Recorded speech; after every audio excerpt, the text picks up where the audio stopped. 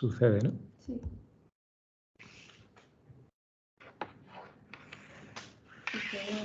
Sí, te lo voy a poner aquí y lo manejas tú. A ver, nos vamos a...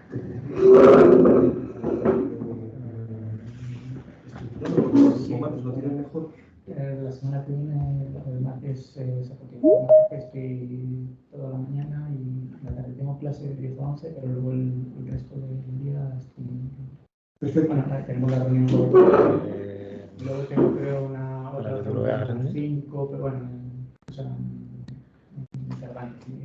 por ejemplo, de 11 a mediodía. Qué raro, ¿no? Un rato largo. No tenemos nadie por evaluar, ¿no? Pues no lo sé. Bueno, se pone así. Si le va dando aquí, supongo que va a ver. Voy. ¿Veis las diapositivas? Yo veo la de apoyo. Sí, esta que es no secundaria. Sí. ¿Y cómo se pone en primaria? Es lo que no... Pues ¿Tienes una opción de compartir pantalla? ¿Hay alguna opción por ahí? Que yo a veces me lío. O sea, le he dado a compartir pantalla, ¿eh? Sí, sí, pero claro, estás compartiendo la tuya y no la que proyectas en el otro lado. Vale. Hay varias opciones de compartir pantalla y unas funcionan mejor, otras funcionan peor. A ver, dale ahí. Hay dos opciones, compartir la pantalla completa o compartir la ventana, ¿no? La ventana. Elige a ver la ventana. Ahora es... Vale, a ver, lo pongo... proyectarlo. Ahora es... A ver. Es que se pone así, no sé por qué. Ya que no se ven grande. Claro, yo otras veces se ha visto grande. Ay, yo creo. ¿Ahora? ¿No? No aparece como desplegado, aparece... A ver, pero yo creo que tenéis que dar al icono que hay al lado del volumen, abajo del todo. Sé que es como una pantalla de diapositivas completa. Pero mira a ver si... Bajo a la derecha. ¿Pero dentro del PowerPoint o...? Sí, sí, dentro del PowerPoint, abajo a la derecha. Sí, Un poco menos a la derecha. Ellos lo Aquí, hacen, pero no aparece. Ahí. A ver. Es que pasa lo mismo, creo. A ver, pasa de, pero es raro que así no de se ve. diapositiva en diapositiva, a ver qué ocurre aquí. Sí, sí que se cambia ahí. Ahí sí, pero aquí no lo sé yo. ¿No? Aquí es que se queda como bloqueado. A ver, vamos a hacer una cosa.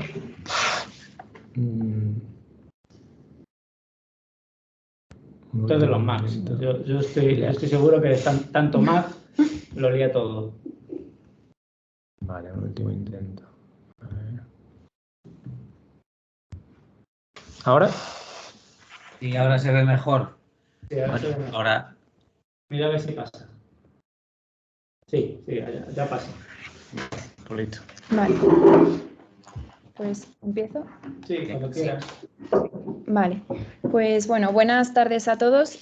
Soy Paula Martínez, me acabo de incorporar al grupo, así que para quien no me conozca, soy residente del Hospital Clínico de Valladolid, residente de psiquiatría, y hoy voy a presentaros la sesión bibliográfica acerca de un metaanálisis y una revisión sistemática que he encontrado sobre técnicas de neuroimagen en la clasificación diagnóstica de la psicosis.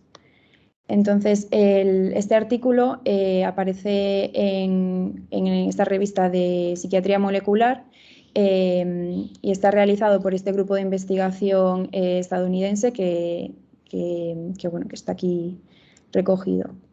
¿Por qué he elegido este artículo?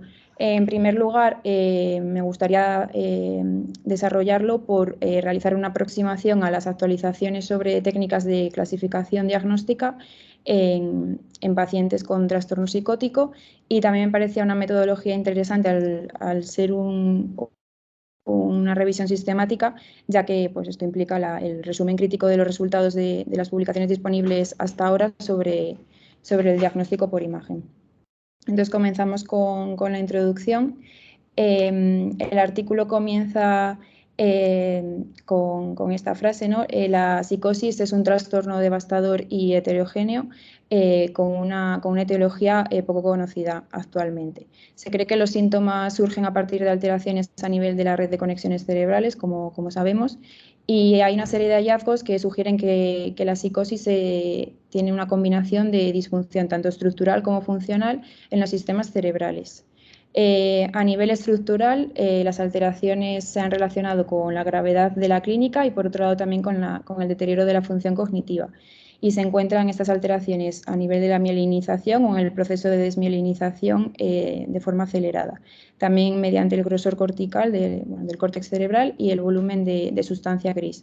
Y a nivel funcional, mediante la interrupción de la comunicación entre conexiones cerebrales o por la alteración de la fuerza de unión de estas mismas. Se pueden utilizar métodos de imagen no invasivos para medir estas alteraciones tanto estructurales como funcionales. A nivel estructural, mediante resonancia magnética potenciada con la secuencia T1 o también mediante imagen de tensor de difusión. Mediante el método de análisis de la tractografía se puede representar en 3D las conexiones de la sustancia blanca mediante los tractos cerebrales de forma no invasiva. Entonces, dentro de esta técnica, el parámetro más conocido es la anisotropía fraccional, la cual puede ser considerada uno de los marcadores de integridad axonal. A nivel funcional, como ahora veremos, está la conectividad funcional en estado de reposo. Comenzando por las anomalías en la sustancia gris, se objetiva mediante las secuencias T1. Se ha visto que hay una reducción del volumen de sustancia gris y un ensanchamiento de los ventrículos laterales. Estas diferencias volumétricas no solo son efecto de la neurotoxicidad por el tratamiento antipsicótico, sino que también se ha visto en pacientes que nunca han recibido tratamiento y en pacientes que presentan un primer episodio. Estos datos sugieren que las anomalías en la sustancia gris pueden ser un factor de riesgo previo a la aparición de la sintomatología. Las reducciones en la sustancia gris pueden variar con el tiempo y no siempre son constantes entre los individuos. Estudios previos han demostrado que el grosor cortical disminuye con la edad en estos pacientes a un ritmo mayor en comparación con los controles sanos, sobre todo en regiones relacionadas con la función cognitiva como son el córtex frontal inferior, el cingulado anterior y el córtex temporal lateral. En este mismo estudio se realiza la comparación de controles sanos con individuos con clínica prodrómica, con un primer episodio psicótico y también en esquizofrenia de larga evolución, en donde sí que muestran resultados de disminución del volumen del grosor cerebral de forma más generalizada. En cuanto a las anomalías de la sustancia blanca, la imagen de tensor de difusión es la medida de la integridad de la mielina en la sustancia blanca. La disminución de la expresión de los oligodendrocitos se ha asociado con psicosis según los estudios. Uno reciente, un estudio metaanalítico, evalúa esta integridad de la sustancia blanca en individuos de alto riesgo y sí que se encuentra una variación significativa de la integridad de las vías a través de los grandes tractos como los fascículos longitudinales y el fascículo frontooccipital. Esta imagen es un diagrama de la distribución de los oligodendrocitos en la sustancia blanca en un caso de control sano y en un paciente con esquizofrenia, en el que se muestra una diferencia en el coeficiente de variación de la distribución espacial de estos oligodendrocitos, que se muestra una diferencia con el paciente de control, ¿no? Se objetiva mediante las áreas rojas de mayor intensidad en el paciente con esquizofrenia y una mayor homogeneidad mediante las áreas azules del mapa de densidad. Por otro lado, en cuanto a las alteraciones funcionales, la conectividad funcional en estado de reposo es el método de evaluación de redes de conexión entre regiones cerebrales de gran tamaño. Se ha descubierto que estas alteraciones están en relación con la expresión sobre todo de los síntomas conductuales utilizados en el diagnóstico de la psicosis. Teniendo en cuenta las variaciones entre los individuos, este método podría ser un factor clave para conocer las características específicas de la psicosis en la clasificación del aprendizaje automático que ahora veremos. Entonces, según todo esto, existen limitaciones en los métodos no invasivos para medir los sistemas cerebrales y una posible solución sería utilizar un enfoque multimodal. Los estudios publicados establecen que el uso de múltiples modalidades de imagen proporciona un enfoque sensible para identificar áreas convergentes de disfunción dentro de la esquizofrenia. ¿Y cómo determinaríamos la utilidad de cada método? Bueno, pues para conseguir esto e identificar las características neurobiológicas dentro de la esquizofrenia, se basaron en los enfoques de aprendizaje automático. Estos métodos pueden utilizar información de múltiples variables para identificar alteraciones en el cerebro que no podrían objetivarse mediante un análisis de una única variable. Hay factores a tener en cuenta, sin embargo, cuando se utilizan estos métodos que pueden dar lugar a alteraciones en los resultados, como de tipo estadístico de la validación cruzada en cuanto al tamaño muestral o los artificiales fisiológicos por el movimiento de los pacientes que a estudio. ¿Qué modalidades específicas de neuroimagen son las más adecuadas? También se preguntaban que si una combinación de múltiples modalidades permitiría la clasificación de mayor precisión. Entonces, en esta revisión, lo que pretenden es comparar los distintos métodos de imagen y la combinación para comprobar la capacidad para distinguir a los pacientes con este diagnóstico frente a los controles sanos en el contexto de una clasificación mediante el aprendizaje automático.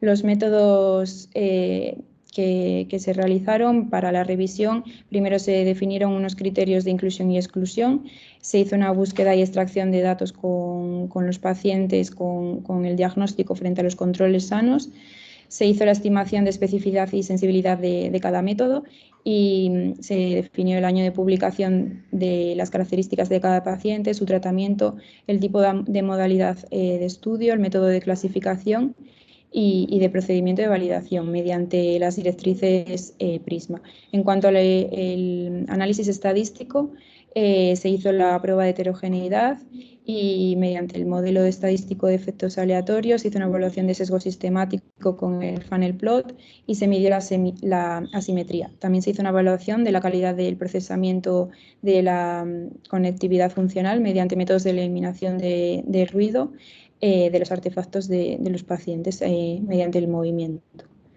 La búsqueda se hizo con estas páginas y se recogieron publicaciones hasta el 13 de marzo de 2023. Inicialmente eran unas 1000 publicaciones y luego a través de los criterios de inclusión y exclusión pues bueno, fueron quedando menos publicaciones. Los criterios de inclusión eran los siguientes. Se recogían los estudios con un modelo de clasificación de aprendizaje automático utilizando los datos de neuroimagen. Se recogieron estudios con forma de validación cruzada con pacientes con un trastorno psicótico diagnosticado mediante los principales manuales diagnósticos. Se recogieron estudios que englobaban áreas de todo el cerebro, no solo de regiones específicas, y los tipos de neuroimagen estudiados fueron imágenes de T1, de difusión de tensor y de conectividad funcional o su combinación. Los criterios de exclusión fueron la imposibilidad para obtener la publicación íntegra o la autorización de dichos autores, la información insuficiente para la extracción cuantitativa de datos, también se excluyeron las publicaciones no revisadas por pares y las publicaciones con una revisión limitada, y también se excluyeron los diseños de estudios basados en intervenciones. En cuanto a los resultados, el primer resultado que se ha recogido es el siguiente. Todas las modalidades de imagen estudiadas obtuvieron unas capacidades moderadas para predecir la psicosis. Este es un gráfico de la sensibilidad de la clasificación cuando se prueba en conjuntos de datos, tanto independientes internos como externos. El tamaño de los puntos se escala según el tamaño de la muestra y las modalidades de análisis están recogidas en los diferentes colores como se ve en la imagen. Entonces se observaron los resultados que eran similares tanto en muestras de gran tamaño como en muestras de menor tamaño, y para todos ellos la sensibilidad es sobre 0,7 a 0,8, pero en todos ellos la sensibilidad y especificidad alcanzada fue moderada para todos los grupos de imágenes. En segundo, abordar la heterogeneidad revela diferencias en la predicción de la psicosis entre las modalidades de imagen. Entonces se vio que existía una alta heterogeneidad medida en los diferentes subgrupos de neuroimagen. Y realizando un estudio de un posible sesgo se hicieron los gráficos de funnel plot con la prueba de Egger y se evidenció una asimetría en los efectos notificados. Esto se podía deber tanto al sesgo de publicación, la notificación selectiva o también por un diseño metodológico deficiente. Se hizo también una prueba alternativa que no dio lugar a pruebas significativas de asimetría, sin embargo esto puede relacionarse con la gran heterogeneidad de los resultados. Este gráfico es de la sensibilidad del rendimiento de la clasificación tras la exclusión de los valores atípicos. Entonces se vio que seguía existiendo una diferencia significativa entre la modalidad de imagen y la clasificación. Y los estudios que utilizaban la clasificación funcional daban como resultado sensibilidad más alta en comparación con la imagen de T1 aquí en azul. El tercer resultado fue el siguiente. El rendimiento de la clasificación no estaba asociado a variables demográficas o de análisis. Se hizo el estudio de potenciales fuentes de variación en la predicción de resultados. Y por un lado, en cuanto a las características de los participantes, como podría ser la edad, sexo, el tratamiento, la duración de enfermedad y también los resultados de la escala PANSS, se encontró que no había un efecto moderador sobre estas medidas. En cuanto a las características del análisis, tampoco se encontraron efectos moderadores. En cuanto al método de clasificación, la profundidad de métodos, esquema de validación cruzada y el tamaño de las características o el año de publicación. En cuanto a los métodos de eliminación de ruido para reducir la influencia del movimiento de la cabeza de los pacientes, tampoco se estudió que fuera un factor importante en el rendimiento de ese procesamiento de la clasificación de conectividad funcional en reposo. Entonces, en cuanto a la discusión, se recogieron las principales limitaciones de esta revisión.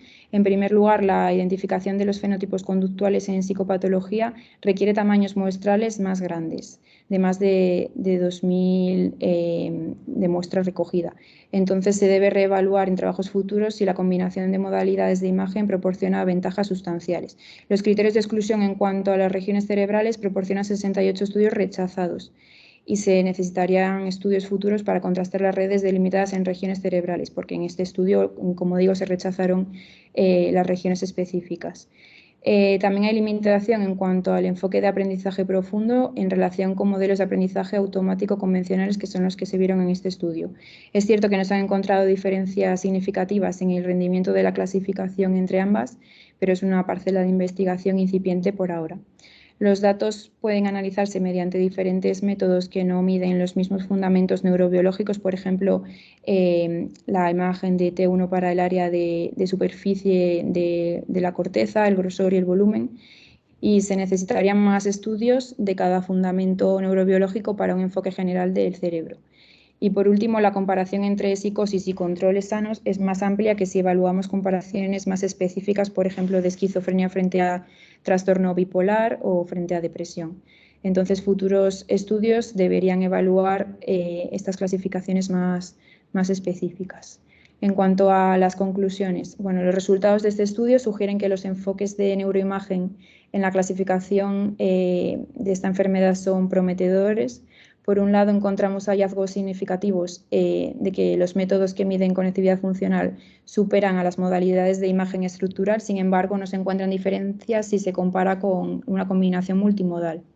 Los resultados difieren sustancialmente entre artículos, destacando particularmente la necesidad de realizar estudios que utilicen la predicción externa y tamaños de muestra más grande. Y las futuras líneas de investigación deberían ir encaminadas en aplicar criterios más rigurosos a la hora de evaluar la capacidad predictiva de neuroimagen en la psicosis para aproximarnos a una mayor comprensión y tratamiento de esta población crítica que es dentro del espectro de la psicosis. Y bueno, muchas gracias por la atención.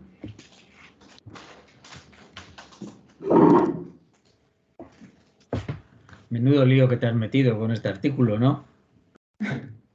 Bueno, era por recoger un poco las principales técnicas de imagen y tener una visión más global de de ellas. Ya, ¿tú qué conclusiones has sacado?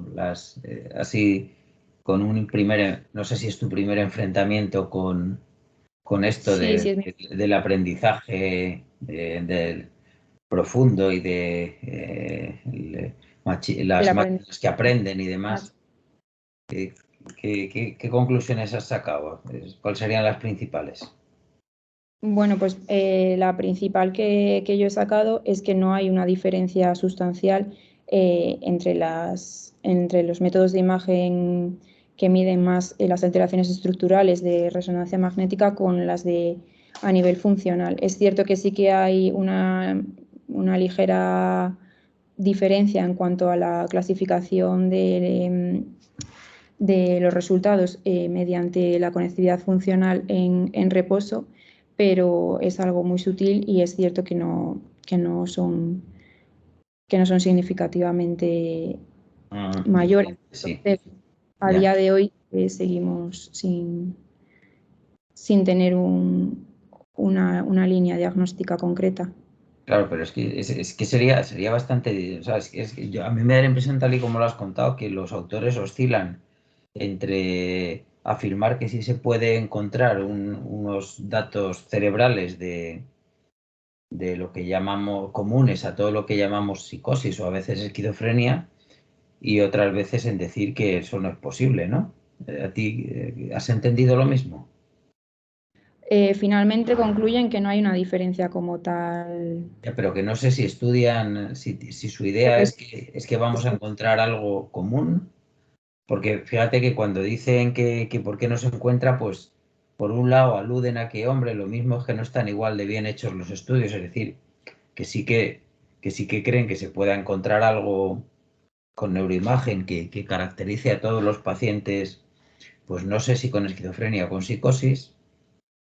Y por otro lado, pues en otro punto, con la boca pequeña, dicen, hombre, a lo mejor es diferente entre unos pacientes y otros, pero luego al final del final vuelven a decir que en realidad a lo mejor es que meter juntos a los pacientes con esquizofrenia y trastorno bipolar es un error, lo cual implicaría que creen que sí que se puede encontrar algo que caracterice al conjunto de pacientes con esquizofrenia, ¿no?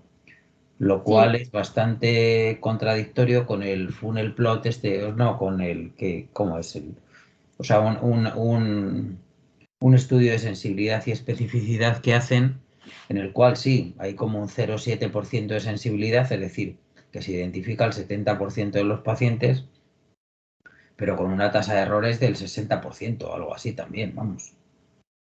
sí, una de las principales limitaciones que destacan es englobar dentro del espectro, pues eso, los diferentes diagnósticos como esquizofrenia, trastorno bipolar y que no llegan a ninguna conclusión también por un tamaño muestral bajo de los estudios. O sea, que en el fondo piensan que sí que van a encontrar con neuroimagen una A pesar de las limitaciones. característica diagnóstica de la esquizofrenia o de lo que sea, ¿no? Eso en ningún momento lo dejan claro, que hubiera una No, no lo característica. dejan claro, pero si dicen que el problema es de tamaño muestral, es que al final piensan que, hombre, que si meten más lo encontrarán. Ujú. Y luego, por otro lado, aunque el estudio se refiere a imagen multimodal, parece que en realidad son un montón de estudios unimodales, ¿no? Y sí, la mayoría son unimodales y sí que hacen un apartado de estudio multimodal, Ujú. pero concluyen que no hay una diferencia significativa, que lo único que sí que supera es la conectividad funcional en estado de reposo. No se encuentra diferencia con la combinación multimodal y esta misma. Sí, sí, sí, lo del estado de reposo, bueno, pues es muy parecido a la hiperactivación que encontramos nosotros con otras técnicas, sí. Ahí está esta diapositiva que está en la pantalla ahora, bueno, muchas veces yo empiezo algunas presentaciones diciendo que los pacientes tienen muchas alteraciones pero que no se replican y esto es pues una evidencia, ¿no? Hacia la derecha supongo que es más alterado en pacientes y hacia la izquierda sería que no estaría alterado en pacientes o más alterado en controles. Entonces, en todas partes hay alteraciones, pero no se replica ninguna. Ujú. El problema es si eso es porque los estudios son diferentes o porque las máquinas son diferentes o porque En esta hay imagen un están tamaño muestral en los o, subgrupos de la imagen. o porque hay enfermedades diferentes dentro de cada diagnóstico, que no es algo que estos parece que contemplen en absoluto, ¿no? No. Ujú. Bueno, me callo. ¿Alguien quiere decir algo más? Sí, yo soy Javier. A ver, a mí me gusta mucho cómo lo has contado. El problema es el artículo, lo que me resulta un poco confuso. Sobre todo el tema de, volvemos a lo de la muestra. Que en principio entiendo que está hablando a veces de psicosis, a veces de esquizofrenia, y si no me equivoco habla incluso incluidos con arreglo a criterios de distintas clasificaciones, creo que has dicho al principio, ¿verdad? Entonces, yo al principio me ilusionaba pensar que estaban metiendo deliberadamente un grupo muy amplio de lo llamado psicosis y además con criterios bastante generosos, intentando buscar precisamente diferencias objetivas dentro de ese grupo. Pero luego al final lo que te entendía era que ellos buscaban diferencias también en función de diagnóstico o incluso de la PANS. eh, Eso te lo pregunto porque no lo he entendido muy bien. A ver, no realizan una diferenciación como tal, simplemente en los criterios de inclusión sí que usan como pues, el DSM y el CIE para recoger pacientes dentro del espectro de la esquizofrenia, pero no especifican luego en los estudios de qué diagnóstico se trata. ¿De la esquizofrenia o de psicosis? ¿Qué es lo que dicen? Eso puede ser El, como interesante. tal, lo ponen como psicosis, pero es cierto que en los criterios de inclusión es dentro de la esquizofrenia. A ver, yo creo que el principal criterio de inclusión de este estudio es que hagan un estudio de machine learning, de aprendizaje, de máquinas que aprenden con técnicas de imagen en la psicosis. Entonces, la mayoría estarán hechos en esquizofrenia y algunos estarán hechos en trastorno bipolar, ¿no? ¿Es así más o menos? De trastorno bipolar no llegan a hablar en ningún momento en el estudio. O sea, todos los que se han hecho, todos los que han incluido están hechos en pacientes con esquizofrenia. Sí. Ya. Bueno, al final acabamos en lo de siempre. Es decir, son heterogéneos los objetos que observamos y heterogéneo el método. Lo que dices al final, ¿no? Que se diluyen un poco los resultados. Pero vamos, a mí me ha parecido muy atractivo.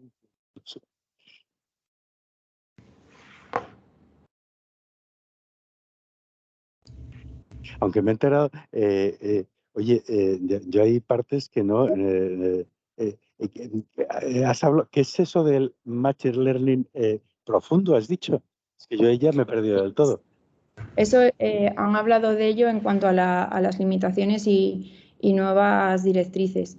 En este estudio es el Machine Learning de aprendizaje automático, que el clásico no hablan del profundo, pero es cierto que es un campo incipiente que está comenzando a surgir y que según ellos se deberían centrar en- en este subtipo profundo en futuras investigaciones. Vaya. Eso, pero que yo no sé qué es, que digo que sí, si me podéis contar a alguien que Yo sepa de esto. No, yo sé que es Porque, más sofisticado o más, pero vamos, yo ajá, no lo entiendo tampoco. No sé, eh, vamos, será un desarrollo del otro, pero yo no sé en qué se diferencia, vamos. No sé si alguien sabéis algo más. Lo mismo tú, Alejandro, que estás metido con esta gente de los ingenieros que hacen estas cosas. Sí, yo sí, pero no se me oye, ¿verdad? sí, sí. Se oye bajito, pero se A te ver, oye. mejor que otras veces, vale. Sí, la diferencia es que los de Machine Learning normales lo que utilizan son variables, normalmente lo que utilizan son variables que tú extraes de la imagen. Por ejemplo, los área magnética, pues grosor, volumen de diferentes partes del cerebro. ¿Cuál, perdona?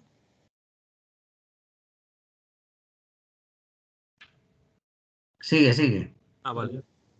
Y el Deep Learning lo que hace es que no necesitas extraer variables de esas imágenes. Tú metes la imagen directamente en el modelo y aprende de la imagen sin que haya ningún tipo de consideración previa sobre si tú quieres extraer volúmenes o si quieres extraer nada. Simplemente coge las imágenes enteras y a partir de ahí lo analiza. Claro, hay gente que opina que eso es un método mejor porque no hay ningún tipo de desviación de error inducido por el investigador que crea que no sé qué, mientras que hay otra gente que dice que eso tampoco tiene mucho sentido. Lo normal es que tú cuando estás explorando algún tipo de patología ya tengas alguna idea o quieras ver aspectos concretos, aspectos más funcionales, en el sentido de nosotros sabemos que una parte del cerebro tenga X volumen o X grosor implica una serie de cosas y por eso cogemos esas variables, mientras que si metemos la imagen entera, pues no sabemos muy bien en qué se está basando el modelo de aprendizaje automático para tomar la decisión de clasificar los sujetos. No sé si me he explicado. Sí, sí, perfectamente, sí. Sí, muchas gracias. Y luego también comentando así un poco el artículo, que por ejemplo apuesta en las futuras recomendaciones, etcétera, que menciona de tratar de conseguir investigaciones multimodales con muchos sujetos. Eso en todo lo relacionado con Machine Learning es muy difícil porque tú para hacer los modelos Machine Learning necesitas muchos datos. De forma general solo se pueden entrenar cuando los extraes de bases de datos como el UK Biobank, etcétera, etcétera. Y claro, encontrar, por ejemplo, datos de resonancia estructural T1 es relativamente fácil. Y el proceso de armonización tiene sus problemas, pero por lo que tengo entendido después de haber colaborado con los ingenieros, es relativamente fácil y asequible. Pero según vas incluyendo modalidades, es cada vez más difícil de hacer. Con el DTI es más difícil encontrar tantos datos, es más difícil hacer la armonización, con la resonancia funcional más todavía y así suma y sigue. Entonces, si tú quieres utilizar un modelo que tenga los 3 tipos de imagen de resonancia magnética, es muy difícil encontrar tantos datos. Y luego el proceso de armonización también es bastante difícil.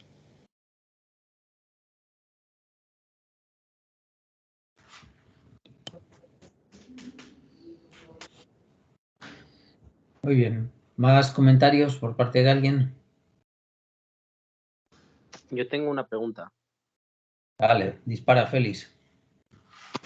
Hay una cosa que cuando leo estudios sobre neuroimagen en esquizofrenia y psicosis, no acabo de entender si lo que se busca es, cuando se habla de alteración del grosor cortical, si un poco como qué va primero, el huevo o la gallina. Si la alteración del grosor cortical está implicada en la etiología de la esquizofrenia o en cambio estas alteraciones son parte de la evolución de la enfermedad. Sí, por un lado hace alusión a que con el paso de la edad disminuye el grosor a un ritmo más acelerado en pacientes con esquizofrenia y por otro lado sí que es cierto que se puede ver un enfoque, como tú dices, al revés también, de que con una disminución del volumen pues se ven este tipo de pacientes, pero no queda claro cuál es el origen. A ver, más o menos tratando de responder a lo que preguntas, Félix, hay partiendo de que esto seguramente no se aplica a todos los pacientes que tengan el diagnóstico de esquizofrenia, ni muchísimo menos, sino a algunos de ellos. Sí que sabemos que en gente con primeros episodios de la enfermedad que no han recibido tratamiento o incluso en gente que todavía no ha empezado con la enfermedad pero está en riesgo de ella por factores genéticos o síntomas atenuados, pues hay disminuciones del grosor cortical de ciertas estructuras y también alteraciones funcionales que seguramente, como ha dicho Paula, son más importantes.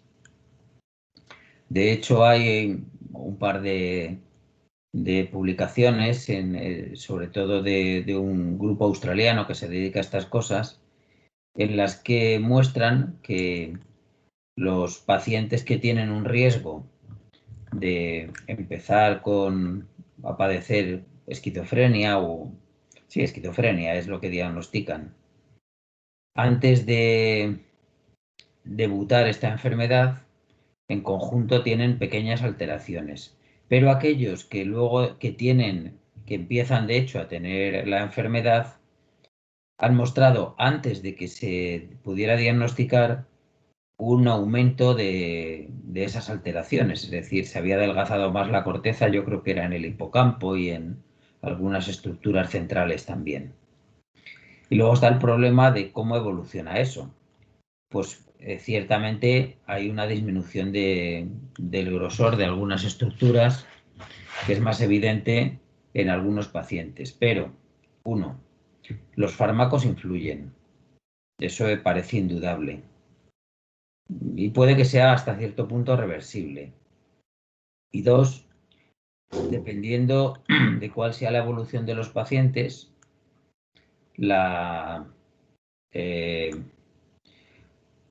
los cambios anatómicos o la evolución anatómica es diferente.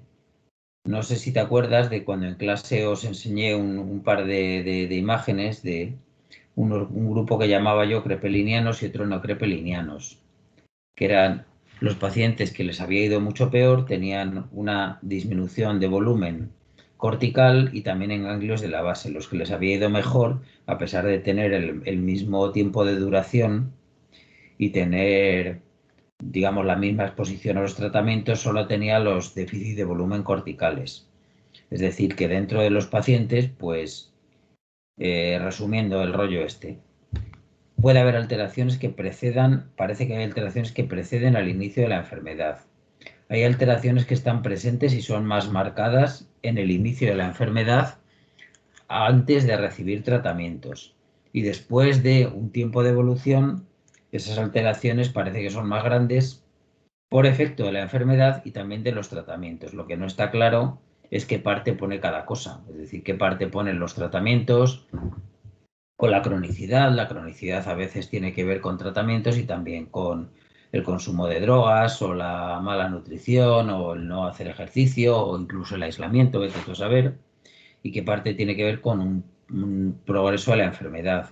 Tiempo atrás se hablaba de la hipótesis neurodegenerativa, como si la esquizofrenia fuera una enfermedad neurodegenerativa por pérdida de volumen, pero esa hipótesis ya se ha desechado, o sea, no hay una progresión de déficit anatómico similar a la que puede haber en cualquier enfermedad neurodegenerativa. ¿Es más o menos esto lo que querías saber?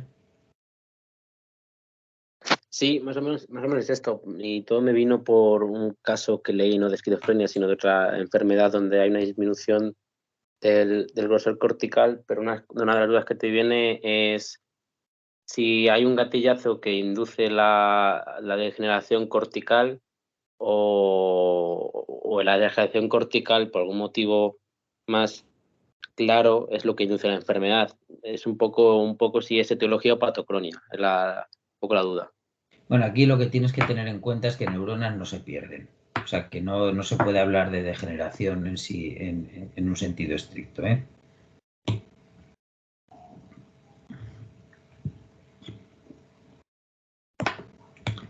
Vale.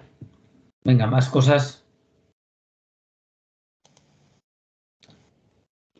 Bueno, pues Paula, muchas gracias. Has hecho desde luego un gran esfuerzo por presentarnos esto tan complicado. Y bueno, y bienvenida al grupo oficialmente después de estrenarte. Muchas gracias. Vale, pues como ves, el problema, Paula trabajará en principio en tratar de dilucidar hasta qué punto los fármacos influyen, hablando de esto que estábamos hablando, hasta qué punto los fármacos influyen en los hallazgos electroencefalográficos que hemos ido refiriendo en esta última década o así. Y bueno, pues seguramente su tesis versará sobre ello y tendrá resultados tan buenos como los que estamos teniendo hasta ahora. ¿Vale? Muy bien, pues nada, si no hay nada más, nos vemos la semana que viene o antes Sí. los demás. Una duda. Gracias. Sí, te oye. Vicente, Hasta luego. respecto a la valoración clínica de los pacientes no psicóticos, con otro tipo de patologías, Sí. ¿qué incluiría en la evaluación clínica?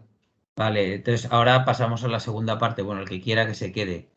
Ahora, respecto a la tesis de Paula, pues la idea es, vamos a incluir pacientes no psicóticos que reciban antipsicóticos. Eso nos permitirá, por un lado, valorar el efecto de los antipsicóticos y, por otro lado, tener otros grupos de comparación con otros diagnósticos. Entonces, los aspectos clínicos fundamentales, los podemos definir entre todos si queréis, son: 1. Tratamientos que reciben. ¿Vale? Eso más o menos, tal y como lo tenemos ahora mismo en el cuaderno de recogida de datos, pues no está mal, pero bueno, se puede perfeccionar un poco más. Tipo de tratamiento, dosis y en la medida de lo posible duración, que eso no está recogido en el cuaderno de recogida de datos, la duración. 2. Diagnóstico de los pacientes. Diagnóstico DSM o similar. 3. Los datos sociodemográficos que están también recogidos en el cuaderno de datos. Muy importante la educación del paciente y sobre todo la de los padres. Cuántos años de estudios han tenido y de tal manera que, bueno, pues que veamos si el problema es del paciente o del entorno socioeconómico en el que se mueve.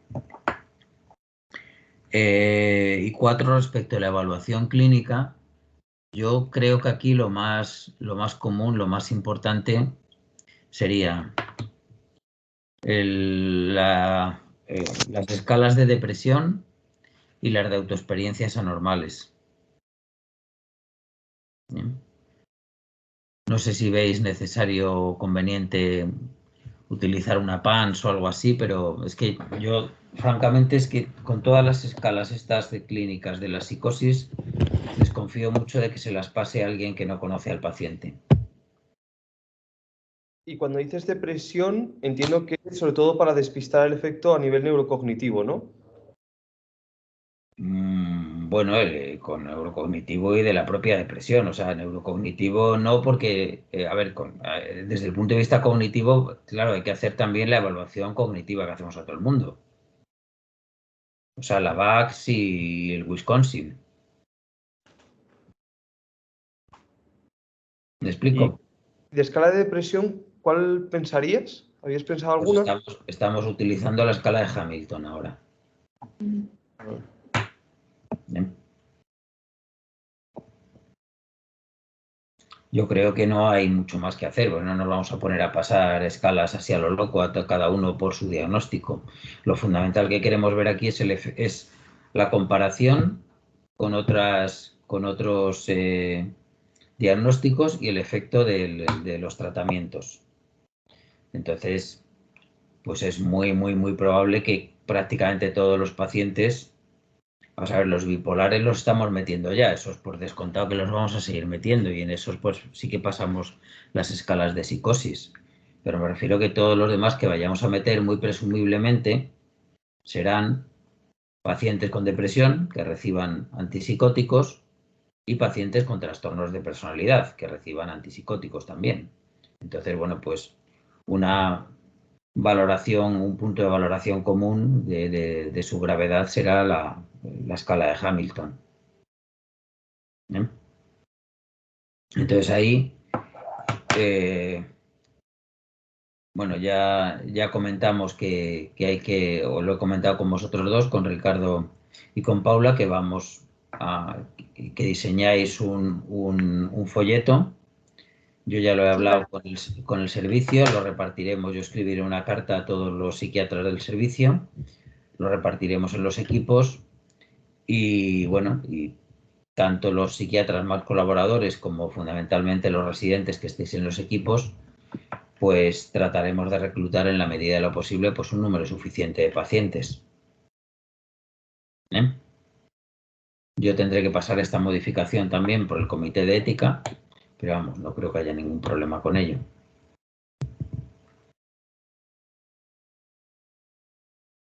Hay que incluir también el consentimiento informado, por supuesto, que no es nada más que el que tenemos con una modificación y no mucho más. No sé si tú has comenzado con los folletos para hablar entre nosotros y ponemos... No. Ah, vale, pues genial, pues para hacerlo.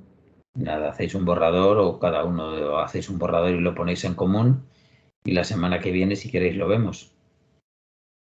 La semana que viene lo podemos ver si queréis, después de esta reunión, de la que toque la semana que viene. ¿Por la semana que viene toca reunión o no?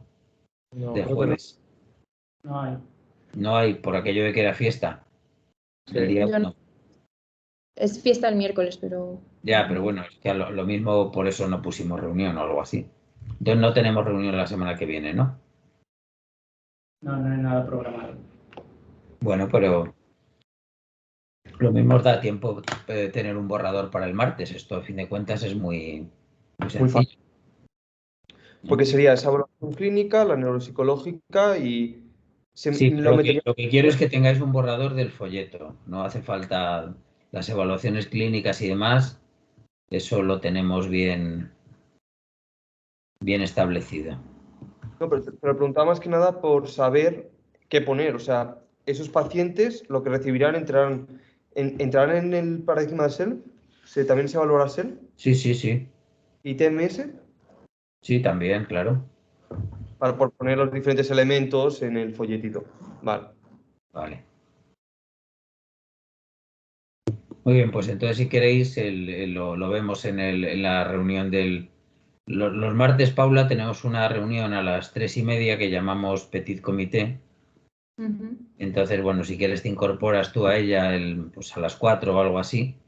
Justo estoy de vacaciones lunes y martes, pero Vaya. a partir de la semana siguiente ya estoy todos los martes y jueves. Bueno, no, Pues, esto no hay demasiada prisa. Podemos hacerlo. Podemos pero ver un podéis primer enviar borrador el si borrador. queréis, os lo intercambiéis por correo electrónico y luego ya el martes 7 pues lo volvemos a ver. Sí, ¿Vale? perfecto. Muy bien, pues queda todo claro. Sí. Muy bien, pues venga, pues perfecto. Pues entonces, hasta el martes, hasta el jueves, cuando sea. ¿Vale? Hasta luego. Adiós. Hasta luego. Adiós. Hasta luego.